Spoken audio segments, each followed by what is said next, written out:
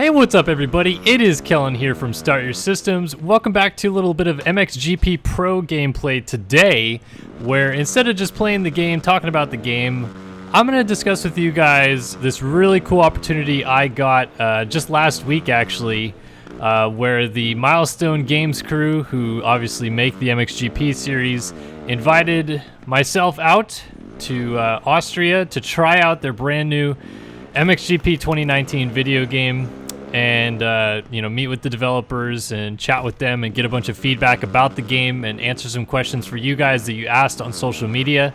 Can't thank them enough. That it was a tremendous experience. They had us out to the KTM factory headquarters, got a cool tour of the facilities and stuff like that. It was just overall just an awesome experience. And what I wanted to do today in this video is really share with you guys kind of everything I was able to pick up and learn from that experience. We were not allowed to capture gameplay for any sort of pre-release type of footage.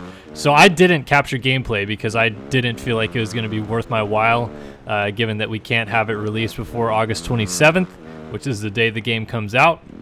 But I instead took the time that they allotted for us to play the game to sit down and really feel out what I could feel that was different from MXGP Pro into MXGP 2019. Things that I liked, things that I didn't like. And then I actually got the opportunity. We had back-to-back nights of going out to dinner with the Milestone team, and both nights I was able to really kind of pick their brains about this game, this series as a whole, where their direction is for not only this game, but their games as a whole, including Monster Energy Supercross, of course. And again, just kind of wanted to do a video where I openly discussed what I learned about being there and playing it. So first of all, a lot of the questions that were being posed, I answered on Instagram, but obviously just to kind of follow up on that, talking a little bit about the ground physics. It feels quite a bit different, I would say, than MXGP Pro. It seems slower. MXGP Pro, I feel like you kind of had this floaty feeling where you weren't very attached to the ground.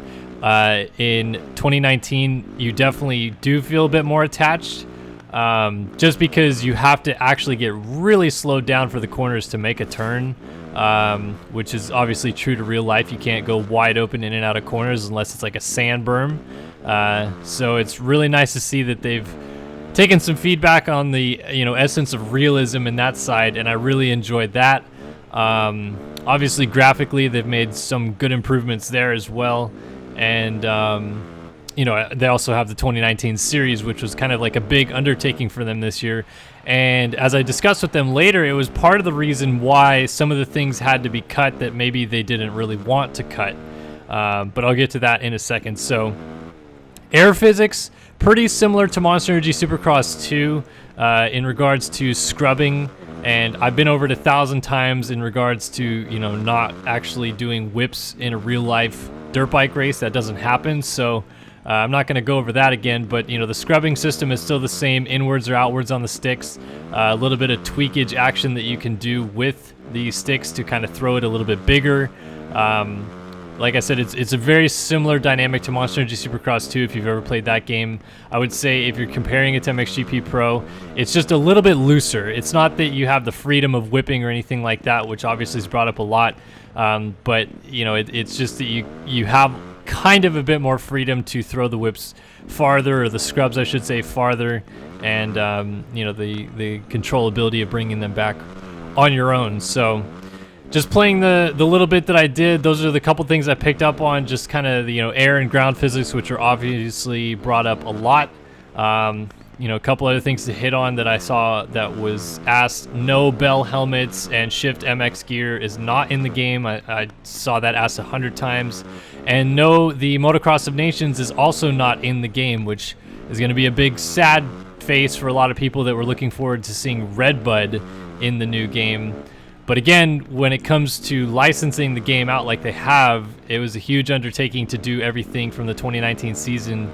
And in discussing with them, they wanted to have the donations as part of the game, but it became an issue of time, and they did not have the time to finish it. And I know a lot of you guys are going to say, WTF, why not put a bunch of time into having the game come out on a full effort? Unfortunately, that's not how it works when it comes to game development, especially when it regards to licensing an official series of this nature. There are deadlines that need to be met, there are timelines that need to be fulfilled, and not everything that you or they both want to have in a game will end up making it into the game. So there is going to be no red bud, unfortunately, but the sacrifice for that is we do have official tracks from 2019, official riders from 2019, and another big question that was posed is, yes, you can join and ride for official teams in the game as well, based on the 2019 calendar year. So, the teams that exist in 2019 will be optional to join in your career mode. Didn't quite get the lowdown on online because we did not actually get the opportunity to play online at all. But I'm thinking it's going to be a pretty similar scenario to like GP2, where you can kind of carry your career mode character over into online races, which I would guess, again, means you can use official teams in online racing as well. But I didn't get a chance to see, so I'm not going to swear to that being the case. So yeah, that was me playing it and feeling it and seeing what it was like. But the absolute best part of the experience for me was being able to sit down and talk with these developers and really get an idea of not only what goes into how much work they put into making these games, but where their mindset is moving forward. And like I said, I wanted to start off by talking about the ground physics, because we can go over air physics 100 times over. If you like doing the free the whip stuff, they even told me when I was talking to them, hey, MX's ATV All Out is right there if you want to go do big whips all the time. But this is a racing game, and that's what they're trying to authenticize in the racing genre.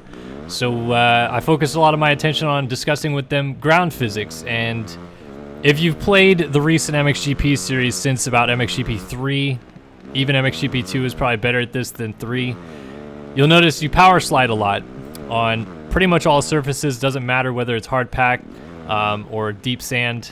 You power slide kind of everywhere. You really have to meter your throttle control, which is somewhat realistic to real life when it comes to throttle control. But it looked like to me when I was playing the game that it was almost worse with the power sliding. Like I was, for example, playing a 20-minute moto on Lommel, and you'd come out of a corner, get on the gas, and the rear end would just come around like immediately on some corners. And as you and I watching this video probably know, that's not what happens in deep sand. Deep sand sucks you down. It's really actually hard to spin the bike completely around in deep sand.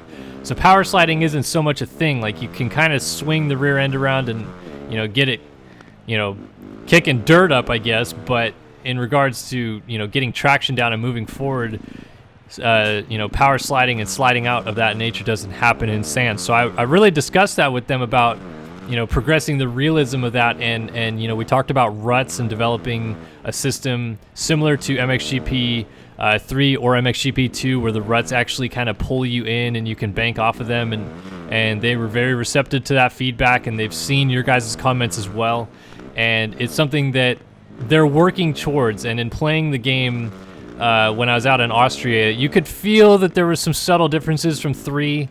from MXGP Pro, where you're no longer just kind of gliding over every single rut. Some of the ruts do have kind of a bank-off feeling. Do you hook in ruts? No, but you feel them. They're not just completely invisible like I felt like in Pro. You can kind of just glide over everything. So that was a little bit of an improvement that I felt, and they were obviously very excited to kind of share that, a little improvement that they had there. But I was really kind of just talking to them so much about the power sliding and traction in general, and how that should be kind of almost interpreted when it comes to different soil surfaces. They kind of, explained to me, well, look, they have 2-strokes in the game. So they have 125s, they have 250Fs and 252 strokes in the game. And I played it on a 450, and they were telling me, like, you have to make the surface obviously playable on all types of bikes, which I get, and I was, explaining to them that, I do agree with them that to some degree you have to make an arcade type feel to the game. You and I, who are, watching this video right now, want a realistic motocross game. You aren't watching this channel if you're looking for a casual game, at least from what I gather of the fans that watch this stuff. But that's not the entire audience that they're going after, and we have to kind of understand that as gamers, that it has to still be quite easy and playable on all aspects. So if you make a track that's deep sand and it holds the 450 down a little bit so that you can kind of feel it, it's obviously going to hold down the 125 a lot, which is realistic to real life. But I get their point in saying that it can't be over dramatic so that you feel such a dramatic difference from track to track that it's almost nonsensical for a casual player to kind of feel that. Now we can get into a discussion about the target audience in that aspect, and whether or not they should be going after casual players or not, because we've talked about this with television, with streaming races of supercross and motocross for years, where it's like they appeal so hard to the casual viewer, but they almost kind of forget the hardcore fan. I don't think they're forgetting the hardcore fan when they make this game. I think that they're really trying to encapsulate a game that not only gets that realistic motocross feel for us really hardcore enthusiasts, but it also is still somewhat easy and playable for the the casual gamer. So we talked a lot about ground physics, and then it slowly moved into a discussion about like single player story mode and licensing. And like the first question that I posed to them when it came to like a story mode is, how difficult is it to get like EMX involved? And if you don't know what that is, that's European Motocross Championship, which is loosely part of the Ustream enterprise that runs the MXGP series. If you go to a GP in Europe, there is EMX classes. Jorge Prado is a graduate of the EMX class, for example.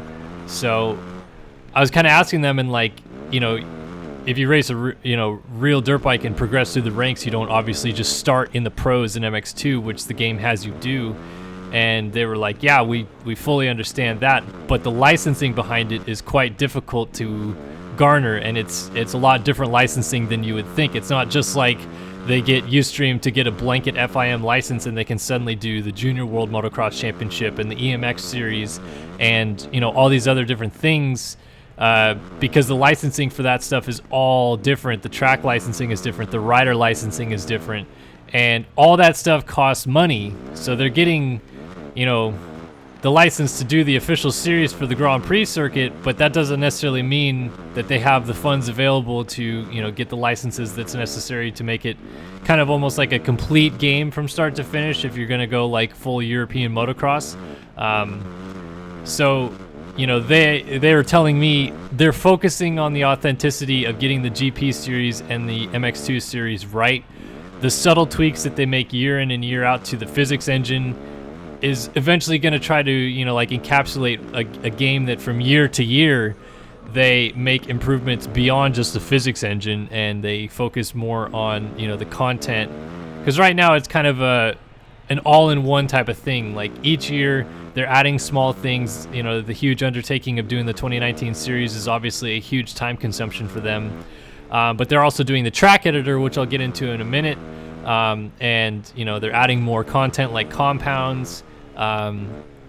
It's content based and driven on content a lot, as much as it is physically based, and they're doing a bunch of things at once, and that doesn't mean that they can focus on all the things that are necessarily to fix, and they understand that. Like they couldn't, I feel like, tell me enough, and like it got to the point where I laughed a couple times when they said it, but they were like, we hear you guys. Like they come to videos like this one that you're watching, and they read comments, and they on their Facebook page when they post stuff, they read the comments, and their Instagram, and they read the comments. Like they go through this stuff and pay attention. They're not just leaving you guys out in the dark and doing nothing about it. They're trying to make those subtle improvements here and there. Will it always work? No. And again, it was another thing that was brought up when I was talking to them. The perfect game doesn't exist. There is no perfect game. There is no perfect motocross game either, and thus they're continuing to, try to strive towards that perfect game, but it doesn't exist, and it may never exist. But at least we're getting, games released year after year that have new content, that have some updated, graphical engines, physical engines on some level. Whereas 5 years ago, we had nothing. There was no Rainbow Studios. Milestone was just putting their feet in the water when it came to Mud, the official, motocross game or whatever that was back in 2013. And now we have these official licensed tracks, official licensed riders who can ride for official licensed teams. Like, it's progressed quite a bit, more than you guys would think if you really look back at it over the 5-year span. And I think that's kind of where the conversation went with us, where it's like, if you just take it on a year-by-year basis and realize that they have to make these small, subtle changes, and it's not going to be one giant overhaul from year to year, then, I think they'll be making the progress more to your liking in the future. It's just not going to happen overnight. It never happens overnight, and unfortunately, because, they have to be authentic and make these licensed games, they don't really get the luxury to be like a Grand Theft Auto and spend 5-6 years perfecting every little detail that they can think of. When they get around to the game and they start working on it again, yeah, they work really hard on some of the aspects that you guys are asking for, but it's not always going to come out exactly what you want. And obviously, as I'll play the game in the future, there will be plenty of things that I say are things I don't really love about the game. The same way there's a lot of things I don't love about MXGP Pro, and I told them that, right to their face. I was like, there's some things that I thought were really wrong when you went from 3 to Pro, namely ruts, but it just needs to be cleaned up a little bit, and they were all ears. They wanted to hear the feedback. They wanted to listen and learn and try their best to make those improvements in the future. It's not like they're leaving us in the dark, and I was very gracious that they, like I said, took the time to do that. So yeah, we talked story mode. I brought up to them a couple, things that I would like to see. Obviously, the official tracks part is a big part, but I also wanted to kind of explain to them that while there is, the day-to-day grind, the week-to-week grind of just going to a Grand Prix and racing, that's not everything in a motocross game. And I feel almost as if you want to make a compelling story mode for people to return to a video game, that you have to kind of draw on models that are already working. And I brought up a couple American games that they maybe don't know that much about, but I also, talked about FIFA, where there's these story modes and there's character interactions and little things like that that kind of make you feel like you're doing more to progress your character in career instead of just doing motos, which is obviously what the game is about, but there's more to it. And so I was asking them, if you look back at an MTX Moto Tracks, which in my opinion had the best story mode of any motocross game of all time, there was these almost mini stories within the story itself that you kind of went along and did, and you earned these sponsors and you rode these teams and all this other thing like that, and it felt like you were working towards a goal. And that's one thing that I wanted to ask them their opinion on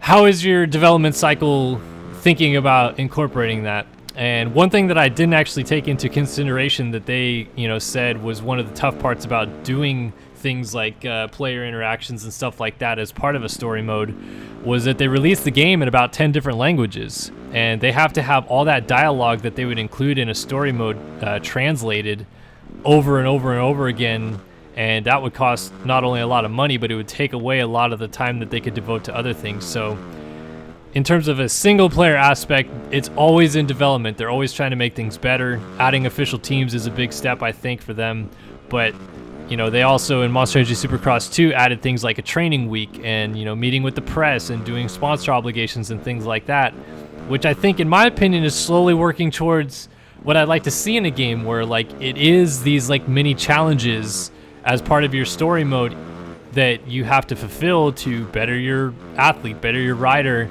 better your bike even, because you obtain new sponsors, etc., etc. So I thought that was a healthy kind of discussion about where their mindset is going forward with single player and making a game that year after year is something that people actually enjoy coming back to, instead of just play it for a couple months and we're on to the next thing kind of thing, for example, Tony Hawk Pro Skater is a game that everybody refers to as the story modes in that were epic, and people always want to come back and talk about it and play the story modes and do the contests and things like that were part of those games. I brought that up to them, how difficult would it be to do something like that in a story mode And, you know, they said it would be very tough, but it's something that they talk about. They have these meetings, they talk about stuff like that. So it was nice to hear that it's not just swept under the rug as, well, that's a useless argument because we'll never do something like that. They genuinely entertain the idea of a more dynamic story mode and more in-depth career as a, you know, a single player kind of return aspect to the game. You know, going beyond single player though, like I said, I didn't get a chance to do anything in online. There was no online available to us, so I didn't get a chance to see, you know, like how the lobbies are sorted and whether or not that's going to be easier for us. And then, you know, obviously collisions and things like that with netcode. How bad that is, I have no idea. But, you know, collisions in single player seem to be pretty similar to MXGP Pro, I would say. The AI looks a little bit more trained, I would say. Like they are better at using different lines. They're also ridiculously fast. I did a 20-minute race at Lockett when I was there, and it was really tough to stay with the leaders. They are very, very fast now, and I was playing as, you know, one of the factory riders there too, so it wasn't like I was on underperforming equipment. It was genuinely tough, so I was excited that it seems like the AI is markedly improved. That's going to be a big step when it comes to playing in single player as well, because I know not everybody's online. But for the people that are online, I'm sorry I didn't get a chance to really divulge into that and see what's good and what's bad about it. But it's something I'll definitely take a look hard into once I get my hands on the game eventually. And then talking about the track editor a little bit, I just straight up asked them, did you even try to look into adding elevation to track editor? Because, you know, spoiler alert, there won't be elevation. There's going to be preset jumps on flat land in 4 different environments with different soil, so that's going to be kind of cool. But it's still going to be flat tracks. And they said, yeah, they actually devoted, you know, like about a week of their time to trying to make elevation changes work in the track editor model. And again, when it comes to time obligations, there were things that they couldn't maybe perfect. But I got the genuine sense from them that they want to add elevation to track editor. And, you know, the journey of 1,000 miles begins with one single step, if you will, in that situation. You know, I even used that metaphor, and they, you know, basically said, yeah, that's exactly it. Like, we're letting track editor come out now, and unfortunately, yes, it is going to be flat land and preset jumps and all this stuff. But we do know people want elevation, and we do know that that's something that we'll eventually have to incorporate in the game. Like, that is exactly what they were telling me about it. So, development cycle, maybe that stuff is coming in future titles. You know, if they continue on and the games continue to sell. Just right now, it wasn't on the cards, and I get it. Things are gonna have to be sacrificed when it comes to making games in such a short time frame, and I applaud their effort for trying. You know, I told them that I think that the track editor being successful in an outdoor video game, you know, motocross video game, will kind of hinge on that elevation, I think, because that's a huge part of motocross. Yes, Frauenfeld, Shanghai, Qatar, and the Indonesian rounds are all built in parking lots, but most motocross tracks are not. And, you know, even like this track here at WW Ranch, they still have like these big hills in the middle of the track that were used as part of the racing surface. So I think they're working on that. I'm not going to swear to it coming out in the next game. I didn't, you know, explicitly ask them that, but they definitely did say that they experimented with it, and it's potential for the future, but it's not going to happen in this game.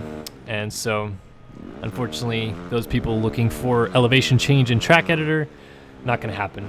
But yeah, that is really kind of everything we talked about. There's a lot more. I'm sure that if you guys ask me a question in the comment section below, I'll have some information about whatever question it is you ask.